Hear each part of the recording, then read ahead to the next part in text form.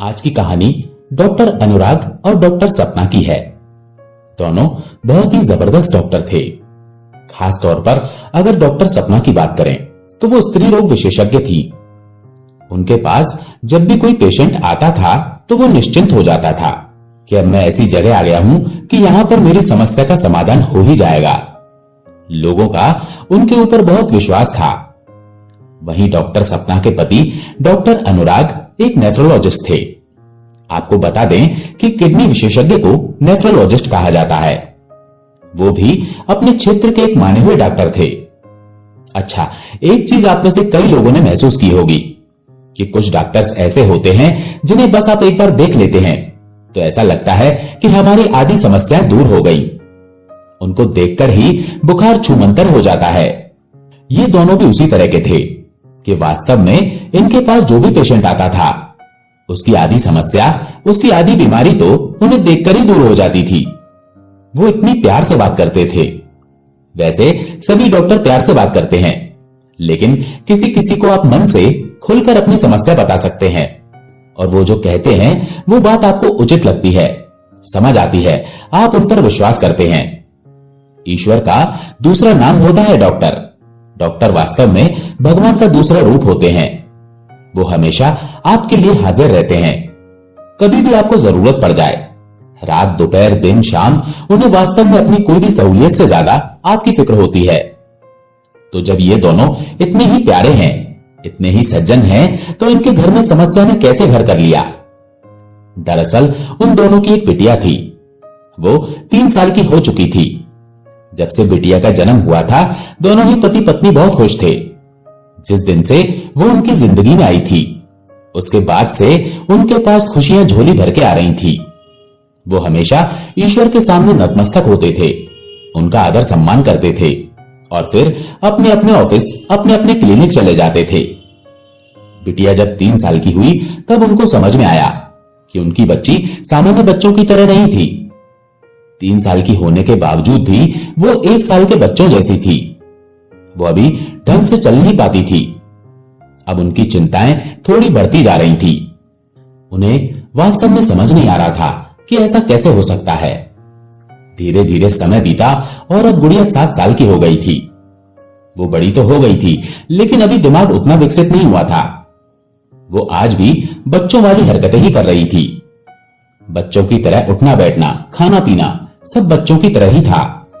7 साल का बच्चा भी छोटा ही होता है, लेकिन 1 साल के बच्चे और 7 साल के बच्चे में फर्क होता है। उन्होंने काफी और डॉक्टरों से संपर्क किया, पर कोई फायदा नहीं हुआ। अब गुड़िया 13 साल की हो गई थी और अब भी वो सही से चल नहीं पा रही थी।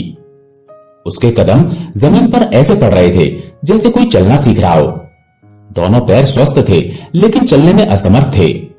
माता पिता की परेशानी बढ़ रही थी। उन्होंने कई डॉक्टरों से इस विषय में कंसल्ट करना शुरू कर दिया। सभी ने रिपोर्ट्स वगैरह देखी और हर किसी ने यही कहा कि अभी तक ये बात समझ नहीं आ रही है कि जैसे जैसे इसकी उम्र बढ़ रही है, इसके दिमाग की सोचने की शक्ति घट रही है।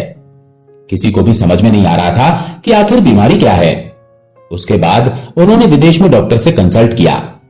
विदेश में कहा गया कि आप तकरीबन 3 महीने का एक ट्रीटमेंट होता है, उसके लिए आपको बच्चे के साथ यहां रहना पड़ेगा। बच्चे के ठीक होने की संभावना 98% है। दोनों ने इस बात में बिल्कुल देर नहीं लगाई और अपनी बिटिया को लेकर वहां चले गए। 3 महीने का समय इन दोनों ने अपनी बिटिया के नाम कर दिया। 3 महीने तक उन्होंने कोई भी अपॉइंटमेंट नहीं लिया।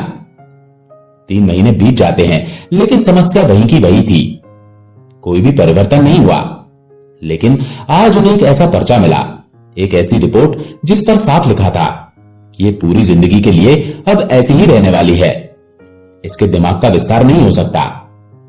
अभी तो ये थोड़ा बहुत चल लेती है, लेकिन आगे चलकर ये भी बंद हो जाएगा।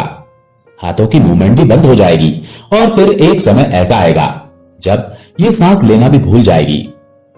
माता पिता की आंखों में आंसू आ गए। दोनों परेशान थे, चिंतित थे कि हमारी तो दुनिया ही खत्म हो गई। लेकिन फिर भी वो अपना मन पक्का करके गुड़िया के सामने आते हैं, उससे बहुत हंसी मजाक करते हैं, गुड़िया को खुश करने की कोशिश करते हैं। वो अपनी तरफ से बिटिया को खुश रखने की कोशिश करते थे। ऐसे ही धीरे धीरे समय बीत रहा था और बिटिया अब 15 साल की हो गई थी और वास्तव में उस रिपोर्ट पर लिखी बात अब धीरे धीरे सच होती जा रही थी। अब वो एक पैर से बहुत लड़खड़ाकर चल रही थी। अब उन दोनों डॉक्टर पति पत्नी की मनोदशा भी बदल गई थी। वो बहुत परेशान थे। जहां पहले वो बड़े उत्साह के साथ पेशेंट से मिलते थे, वहीं अब वो खुद डिप्रेशन में थे।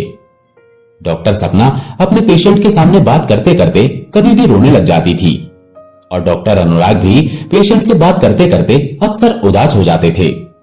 उनके पेशेंट उन्हें दिलासा देते थे कि सब ठीक हो जाएगा। समझ नहीं आ रहा था कि क्या करें। दोस्तों, विज्ञान की बहुत बड़ी अहमियत होती है, लेकिन उसके आगे भी दुनिया है जिसने सृष्टि को रचा है। खैर, वो दोनों बहुत परेशान रहने लगे थे। कभी कभी वो खाना खाना तक भूल जाते थे, लेकिन बिटिया को अपने हाथों से खाना खिलाए बगैर वो कभी खाना भी नहीं खाते थे। सुबह जब वो अपने हॉस्पिटल के लिए जाते तो बिटिया को खाना खिलाकर ही जाते थे। अब इसे बिटिया के लिए लाड़ कहिए, प्यार कहिए या मजबूरी कहिए, उन्हें ये करना ही पड़ता था, क्योंकि अब वो बिटिया अपने हाथों से भी असमर्थ होती जा रही थी। उसके हाथों में अब उतनी भी जान नहीं थी कि वो अपना निवाला उठाकर अपने मुंह तक ले आए। उनके घर में डोमेस्टिक हेल्पर एक दीदी थी जो उनकी मदद करती थी। वो पूरे दिन उस बिटिया के साथ रहती थी, उसके साथ खेलती थी, बातें करती थी। जो भी वो कहना चाहती थी वो दीदी झट से समझ जाती थी। ये मानिए कि बिटिया के लिए वो मां का दूसरा रूप ही थी। वो भी अक्सर डॉक्टर सपना से बात करते करते भावुक हो जाती थी। वो कहती कि आप पूरी दुनिया को खुशियां देती हो और आपके घर में ये परेशानी कैसे आ गई। मैं सच में बहुत ज्यादा परेशान होती हूं इस चीज को देखकर। आप दोनों कितने अच्छे हो, भगवान ने बहुत गलत किया है। इस बात पर डॉक्टर अनुराग ने कहा, भगवान ने कुछ गलत नहीं किया, ये हमारी किस्मत में था। हम भगवान के सामने अपनी अरदास तो लगा सकते हैं, लेकिन करते वो कुछ नहीं है। अगर करना ही होता तो क्या तुम्हारी भाभी जी ने कभी किसी भी ईश्वर को नाराज किया है, या कभी मैंने नाराज किया है? क्या हमने उनके आगे हाथ नहीं जोड़े? अरे, ये सब मजाक की बातें होती हैं, अपने दिल को तसल्ली देने वाली बात होती है। आपने हॉस्पिटल्स में बड़े बड़े ऐसे रूम देखे होंगे जो कि पूजा घर होता है। वहां जाकर आप अपने भगवान से, अपने इष्ट से दुआ मांगते हैं। क्या भगवान ऑपरेशन करते हैं? ऑपरेशन थिएटर्स में डॉक्टर्स होते हैं। तो आप अपने मन से ये बात निकाल दो कि कोई चमत्कार होगा। कोई भगवान कुछ नहीं करता। अगर हम नहीं करेंगे तो कोई नहीं करेगा। आज उनके शब्दों में कड़वाहट और घमंड था कि मैं बहुत बड़ा हूं या डॉक्टर्स बहुत बड़े हैं। डॉक्टर अनुराग की बात सुनकर उस दीदी ने कुछ नहीं कहा। वो बस अपने आंसू पोंछकर किचन में चली गई। वो सभी के लिए खाना बनाती है और रोती रोती बस घर के लिए चली जाती है। वो सोच रही थी कि आज मालिक परेशान है। डॉक्टर सपना अपनी बिटिया को खाना खिला रही थी। अब स्थिति ये थी कि उनकी बिटिया कभी कभी रोटी को चबाना भी बीच बीच में भूल जाती थी। विदेश में भी उन्हें कहा गया था कि एक ऐसा वक्त आएगा कि ये सांस लेना भी भूल सकती है, तो वो समय कहीं ये ना हो। ये सोचकर डॉक्टर सपना बार बार घबरा जाती थी। एक दिन की बात है, डॉक्टर सपना अपने क्लिनिक में अपने पेशेंट से मिल रही थी। तभी फूल बेचने एक बूढ़ी अम्मा आती हैं। उनके पास गुलाब के कुछ फूल थे और वो सीधा उनके क्लिनिक में आ गई। उन्हें बाहर रोका गया कि आप ऐसे अंदर नहीं जा सकती। बूढ़ी अम्मा ने कहा, मुझे डॉक्टर बिटिया से मिलना है। उससे पूछा गया, क्या काम है? तो अम्मा ने कहा, मुझे फूल देने हैं। बहुत समय हो गया, मैंने बिटिया से बात नहीं की है। अम्मा अंदर जाने की जिद करने लगी। जब ये शोर डॉक्टर सपना ने सुना तो उन्होंने बूढ़ी अम्मा को अंदर आने को कहा। अंदर आते ही अम्मा ने पूछा, कैसी है बिटिया? मैं ठीक हूं, आप कैसे हो? तू ठीक तो नहीं है, बहुत परेशान दिख रही है। मैं तेरे से 3-4 साल पहले मिली थी और आज मिली हूं, लेकिन तूने मुझसे बात ऐसे करी जैसे हम रोज मिलते हैं। अम्मा ने डॉक्टर सपना को एक फूल दिया और कहा, तेरी जो भी परेशानी है मुझे बता तो सही। उसने कहा, नहीं, ऐसी कोई परेशानी नहीं है, सब ठीक है। तभी अम्मा ने पूछा, कल चलेगी हमारे साथ? हम सब जा रहे हैं और अगर सब सही समय पर हुआ तो शाम तक वापस भी आ जाएंगे। डॉक्टर सपना ने पूछा, कहां जा रहे हो और मुझसे आप ऐसे क्यों पूछ रहे हो? मैं समझी नहीं। उन्होंने कहा, हम जा रहे हैं राजस्थान। खाटू श्याम दरबार और बाबा श्याम से जो मांगते हो मिल जाता है। तू यकीन नहीं मानेगी, मैंने बाबा श्याम से अरदास लगाई थी कि ये जो फूलों का छोटा सा व्यापार करती हूं, सुबह से लेकर रात तक 200 फूल बेच देती हूं। ये उन्हीं की मर्जी से हो रहा है, वरना पूरे दिन में मेरे सिर्फ 5 या 10 फूल बिकते थे। मैंने उनसे खुशी खुशी में बोला था कि मुझे कम से कम 200-300 फूल बेचने का पूरे दिन का काम मिल जाए, और अब ऐसा हो जाता है। ये थोड़े से ही फूल बचे हैं। डॉक्टर सपना ने उनकी आस्था देखी और कहा कि अच्छी बात है अम्मा, आप लोग हो आओ, मैं नहीं जा पाऊंगी, मेरे पास यहां काम बहुत है। ये सुनकर अम्मा ने कहा, बात सिर्फ फूलों की नहीं है, तुमने जो उनसे अरदास लगा दी, जो बाबा से कह दिया, वो हो जाता है। ये कोई साधारण मंदिर नहीं है, खाटू श्याम बाबा एक चमत्कारी बाबा हैं। अम्मा ने बताया कि मेरे पड़ोस में एक परिवार रहता है, उनके बच्चे ने मोटरसाइकिल मांगी थी और कम से कम उन्हें 5 या 6 साल लगने थे अभी पैसा कमा के मोटरसाइकिल लेने में। उसकी मोटरसाइकिल आ गई है। वो जिस कंपनी में नौकरी करता है, वहां से उसे मोटरसाइकिल मिली है।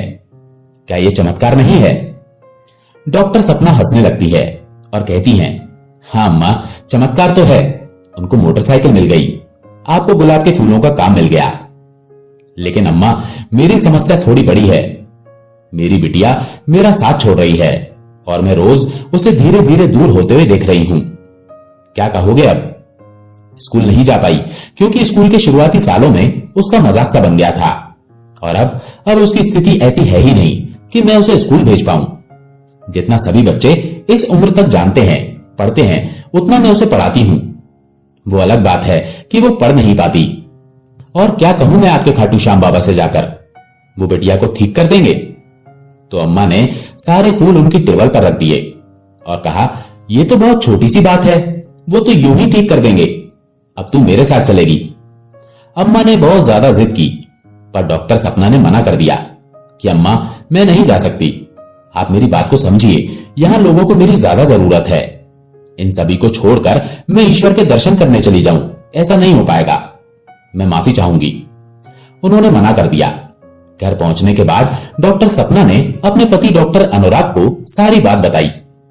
वो बोलते हैं कि तुम कहां किन बातों में आ रही हो, ये हम स्वीकार कर चुके हैं कि इसका अब कोई इलाज नहीं है, ये सही नहीं हो सकती। क्यों तुम अपना माइंड डाइवर्ट कर रही हो? अपने पेशेंट्स पर ध्यान दो, उनको तुम्हारी ज्यादा जरूरत है। इन सब फालतू के चक्करों में मत पड़ो, तुम एक डॉक्टर हो। यह सुनकर डॉक्टर सपना ने कहा, हां डॉक्टर तो हूं, लेकिन पहले एक मां हूं। अगले दिन की बात है, वो अपने क्लिनिक पर पहुंची तो वो अम्मा जी फिर से आ गईं।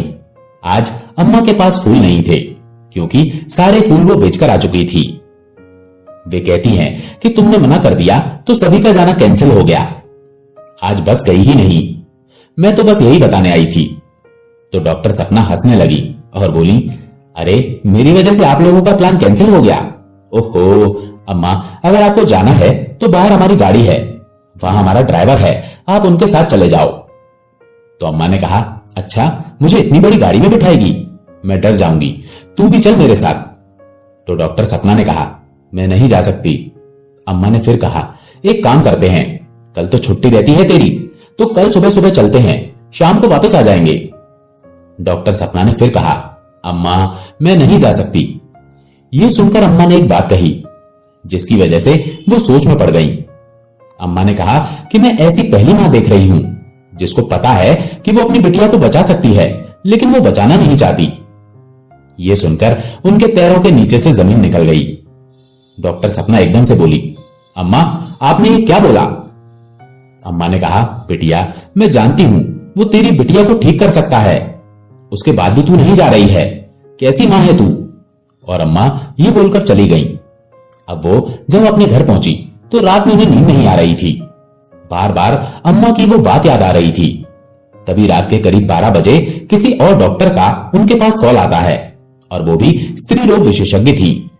उन्होंने फोन पर कहा कि मुझे वैसे पूछना नहीं चाहिए था, लेकिन मैं जानती हूं तुम्हारे घर की जो अभी प्रॉब्लम है, लेकिन हम सब कल खाटू श्याम दरबार जा रहे हैं, क्या तुम भी चलोगी? इस बार उसने 1 सेकंड का भी समय नहीं लगाया और तुरंत हां बोल दिया। सामने से जिस डॉक्टर का फोन था उसने डॉक्टर सपना से पूछा, क्या आप पहले कभी वहां जा चुकी हो? क्योंकि आपने एकदम से हाँ बोल दिया। अभी तक मैंने जिससे भी पूछा वो सभी यही पूछ रहे थे कि मंदिर कहाँ है, कैसे जाना है।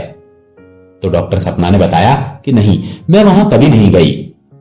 तो डॉक्टर सपना ने कहा, पता नहीं कैसे पर मेरे मुंह से सीधे हाँ निकल गया। अगले दिन का कार्यक्रम तय होता है। डॉक्टर सपना अपने पति को बोलती है कि हमारा कुछ ट्रिप है तो हम रात तक वापस आएंगे। वो अपनी बिटिया को भी साथ लेती है और वो दीदी भी साथ थी जो बिटिया की देखभाल करती थी। तकरीबन 3-4 गाड़ियां जा रही थी और सभी डॉक्टर थे। वो सभी बाबा के दरबार में पहुंचते हैं। उन्हें यह तक पता नहीं था कि अरदास कैसे लगानी है, क्या बोलना है, जय श्री श्याम बोलना है, यह भी नहीं पता था। लेकिन जब आप बाबा के सामने आते हैं ना तो बहुत सारी चीजें अपने आप होने लग जाती हैं। वो जो बिटिया थी वो व्हील चेयर पर थी। वो अपनी मां से काफी दूर थी। मां लाइन में लगी हुई थी। तभी बिटिया ने आवाज लगाई, मम्मा। जैसे ही डॉक्टर सपना ने ये आवाज सुनी वो पलट गई। वो लाइन में से सभी को पार करती हुई बाहर आती है और कहती है, बेटा दोबारा बोल। तो बिटिया बोली, मम्मा भूख लगी है। आप चमत्कार देखिए, अभी वो बाबा के सामने पहुंची नहीं थी और ये 1.5 साल से बोल नहीं पा रही थी। यहां आते ही उसके मुंह से शब्द निकल पड़े, मम्मा भूख लगी है। डॉक्टर सपना ये देखकर भावुक हो गई और उनकी आंखों से आंसू बहने लगे। और कमाल की बात देखिए, इनको देखते ही अम्मा की आवाज आई। ये वही बूढ़ी अम्मा थी। अरे मेरी डॉक्टर बिटिया भी आई है, यहां तो हमारी गुड़िया भी आई है। वो उन्हें देखकर खुश हो गई। अम्मा ने बिटिया के हाथ में कुछ फूल दे दिए, जिसे देखकर बिटिया बहुत खुश हो रही थी। अम्मा ने डॉक्टर सपना से कहा, तू बाबा से जाकर प्रार्थना कर, सब ठीक हो जाएगा। उस दिन हमेशा की तरह बहुत भीड़ थी। वैसे सामान्यतः 2 या 3 सेकंड का समय ही मिलता है दर्शन के लिए, लेकिन डॉक्टर सपना वहीं रुकी हुई थी। कोई उससे कुछ नहीं कह रहा था। उसकी आंखों से ऐसे आंसू आ रहे थे जैसे जन्मों से रुके हुए आंसू हों। वो बाबा के सामने आई और बोली, जय श्री श्याम। बाबा मैं और कुछ नहीं चाहती, जो मेरी बिटिया की सारी समस्याएं हैं वो मुझ पर आ जाएं, बस ये स्वस्थ हो जाए। मैं अपनी आंख से ये सब नहीं देख पा रही। मैंने सुना है चमत्कार होते हैं, क्या मैं भी देख पाऊंगी चमत्कार? जय श्री श्याम। और वो वहां से चल दी। वो अपनी बिटिया के पास आती है तो बिटिया बोलती है, फोटो बाबा फोटो। तो वो कहती हैं, ठीक है, हम बाबा की एक बहुत प्यारी सी फोटो लेते हैं। वो मंदिर से बाहर आई और बाजार से बहुत प्यारी सी बाबा श्याम की एक बड़ी सी फोटो ली। वो बहुत सुंदर, बहुत प्यारी फोटो थी और ये फोटो गुड़िया ने अपने पास रख लिया। और वो जो फूल उसके हाथ में थे जो बूढ़ी अम्मा ने दिए थे, गलती से उन फूलों की पंखुड़ियां बिटिया के हाथ से टूटकर बाबा की तस्वीर पर गिर गईं। ये कैसे हुआ किसी को नहीं पता, पर वो फूल की पत्तियां बाबा पर अपने आप अर्पण हो गई। बाबा ने उसकी सुन ली। वो जैसे ही गाड़ी तक आए तो बिटिया व्हील चेयर से खुद ही खड़े होने की कोशिश करने लगी। मां इधर, मां इधर। अब ये देखकर डॉक्टर सपना के हाथ पैर फूल गए। दीदी भी हैरान थी कि पता नहीं कब से इसके हाथ सीधे थे। ये खाना तक नहीं खा सकती और आज ये व्हील चेयर से इस तरह से हाथ लगाकर खड़ी हो रही है। वो सोचने लगी, ये कुछ ज्यादा जल्दी नहीं हो रहा, ऐसा थोड़ी ना होता है। साइंस इस बात को कहां मानती है। भगवान चमत्कार करते होंगे लेकिन कम से कम 10-15 साल तो लगते होंगे। यहां तो 10 मिनट भी नहीं लग रहे। उस गुड़िया की मां ने उसे गाड़ी में बिठाया और उनके आंसू लगातार बह रहे थे। उनके साथ जो मित्र आई थी उसने कहा, सब ठीक हो जाएगा, और वो इस चीज पर ज्यादा ध्यान नहीं दे रही थी। लेकिन मां को पता था कि बिटिया क्या क्या कर सकती है, क्या नहीं कर सकती। ये निवाला हाथ से बनाकर रोटी तोड़ नहीं सकती, लेकिन आज ये अपने आप दोनों हाथों को हैंडल पर रखकर खड़ी होने की कोशिश कर रही है। अब ये घर आते हैं और बाबा श्याम की तस्वीर उनके पास थी। डॉक्टर साहब ये देखकर पूछते हैं कि आप लोग कहां गए थे। जब डॉक्टर अनुराग को पता चला कि वो लोग खाटू श्याम गए थे तो वो बहुत ज्यादा गुस्सा हुआ। उसने कहा कि तुम आज भी उस बात से बाहर नहीं निकली हो कि ईश्वर चमत्कार करेंगे, भगवान चमत्कार करेंगे। तस्वीर देखकर उसने पूछा, कौन है ये? तो डॉक्टर सपना ने कहा, कन्हैया ही है ये भी, और मैं बस आपसे ये कहती हूं कि आप मुझे इस बारे में कुछ भी ना कहो। इनके बारे में कुछ भी अपशब्द नहीं बोलो। मैंने जो देखा है वो पॉसिबल नहीं है। ये एक चमत्कार है, जादू है। डॉक्टर अनुराग ने कहा, अगर ऐसा है तो ठीक है, जिंदगी भर मैं उनकी पूजा करूंगा। अगर ऐसा कुछ हो जाए जैसा तुम कह रही हो। उसने कहा कि मैंने अपनी आंखों से ये होते देखा है। आप मुझ पर विश्वास नहीं कर रहे। डॉक्टर अनुराग ने कहा, यह हो ही नहीं सकता। इस कागज पर जो लिखा है, ये जो विदेश से हम होकर आए हैं, वो हॉस्पिटल, वो सब डॉक्टर क्या बेवकूफ हैं? तुम जो बता रही हो उस पर मैं कैसे यकीन कर लूं? किसी और ने देखा है ये? तो उन्होंने कहा, जो हमारे घर आती है दीदी, उन्होंने भी देखा है। अच्छा, और एक क्लिनिक पर अम्मा आती हैं, वो फूल देने, उन्होंने भी देखा है। डॉक्टर अनुराग को अभी भी विश्वास नहीं हो रहा था। वो बोले, ये जो कहानी बना रही हो ना, ये सब बेवकूफी की बात है, ऐसा कुछ नहीं होता। तभी एक हल्का सा प्रमाण बाबा की तरफ से आया। बिटिया ने आवाज दी, पापा। उन दोनों की बातें एकदम से बंद हो गईं। बिटिया ने अपने रूम से 10 साल बाद आवाज दी थी। वो भागते भागते उसके पास गए और उसके सिराने बैठ गए। डॉक्टर अनुराग ने पूछा, बेटा आवाज दी थी? तो बिटिया बोली, टीवी टीवी। वो बस कुछ शब्द बोल रही थी कि बाकी आप समझ लो, पहचान लो। वो टीवी चलाते हैं, जिसे देखकर बिटिया हंसने लगी और वो दोनों ये देखकर भाव विभोर होकर रोने लगे। आंसू पोंछते पोंछते डॉक्टर अनुराग ने कहा, कहां है ये बाबा का दरबार? दोनों पति पत्नी एक दूसरे के गले लग जाते हैं। डॉक्टर अनुराग ने कहा, यह तो वाकई में चमत्कार हो गया। क्या हम कल वहां चलें? क्या कहती हो? तो उसने कहा, बिल्कुल चलेंगे। अब ये उन तीनों की किस्मत थी कि उनको इतनी जल्दी दर्शन करने का मौका मिल गया। अब डॉक्टर साहब ने भी अरदास लगाई और जो गुड़िया है वो धीरे धीरे बोलना शुरू कर चुकी थी। एक हफ्ता बीता और सिर्फ एक हफ्ते में उसने व्हील चेयर छोड़ दी। दूसरे हफ्ते उसने बोलना शुरू कर दिया। तीसरे हफ्ते उसने धीरे धीरे सुर पकड़ने शुरू कर दिए, यानी गाना गाना शुरू कर दिया। ये बात कल्पना से परे थी कि जिस लड़की की रिपोर्ट में यह लिखा हो कि वो सांस लेना भी भूल जाएगी, वो गाना भी गाएगी। वो चौथे हफ्ते यानी महीने भर में किचन में अपनी मां के साथ खड़ी हुई थी और उनसे कुछ बातें कर रही थी। 4 हफ्ते पहले ये कौन थी और आज कौन है? आज वो मां के साथ कंधे से कंधा लगाए खड़ी थी। अपने पापा को सुबह खुद अपनी रिक्वायरमेंट बता देती थी कि मुझे ये चाहिए, ये कलर चाहिए, और जिनकी वजह से उनके जीवन में खुशियां आई थी, उनका तो अब दामन छूटता नहीं था। हर महीने में एक बार खाटू श्याम बाबा के दर्शन करने जरूर जाते थे, भले ही आंधी तूफान बरसात या कितना ही नुकसान और फायदा हो रहा हो। बाबा श्याम को देखे बिना अब वो रहते ही नहीं थे। अब उनकी गाड़ी में भी बाबा श्याम थे, क्लिनिक में भी बाबा श्याम थे और घर और दिल में तो थे ही। अब वो बिटिया की बीमारी धीरे धीरे धीरे धीरे दूर होती जा रही थी। वो जो एक बीमारी थी जिसमें दिमाग काम नहीं कर रहा था, उसका बच्चों वाला दिमाग रह गया था।